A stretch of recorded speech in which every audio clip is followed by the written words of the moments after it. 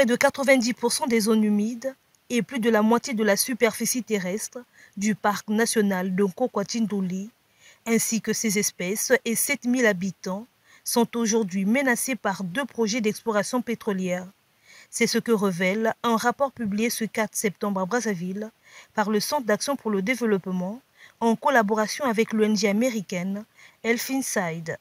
Le document intitulé « Menaces croissantes liées à l'exploration pétrolière du parc national de Nkokwati-Ndouli en République du Congo » pointe du doigt les blocs Niambi et Nkokwati, récemment attribués à la société chinoise China Oil, en violation des textes de protection environnementale. L'exploration pétrolière menace la zone la plus protégée et la plus riche en biodiversité en République du Congo. Il s'agit du parc national de Nkokwati-Ndouli. Malgré ces mesures de protection, le gouvernement a octroyé une licence pour le bloc pétrolier de Nkokwati. Des organisations de la société civile ont exprimé leur vive opposition à ces permis pétroliers.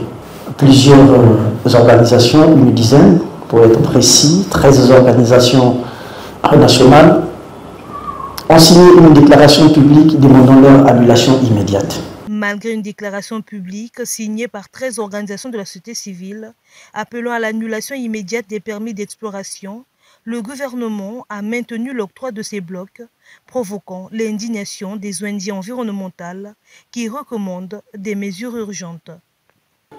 Le rapport appelle à une action urgente. La première action consiste à révoquer les permis pétroliers qui empiètent sur le parc national de Nkokwati-Ndouli et ses zones tampons. La deuxième action, nous invitons les autorités compétentes à respecter et appliquer les lois environnementales afin de garantir que les aires protégées restent exemptes d'activités extractives incompatibles aux finalités du parc. Créé par décret présidentiel en 1999, le parc national de Nkokwati-Ndouli s'étend sur plus de 8000 km².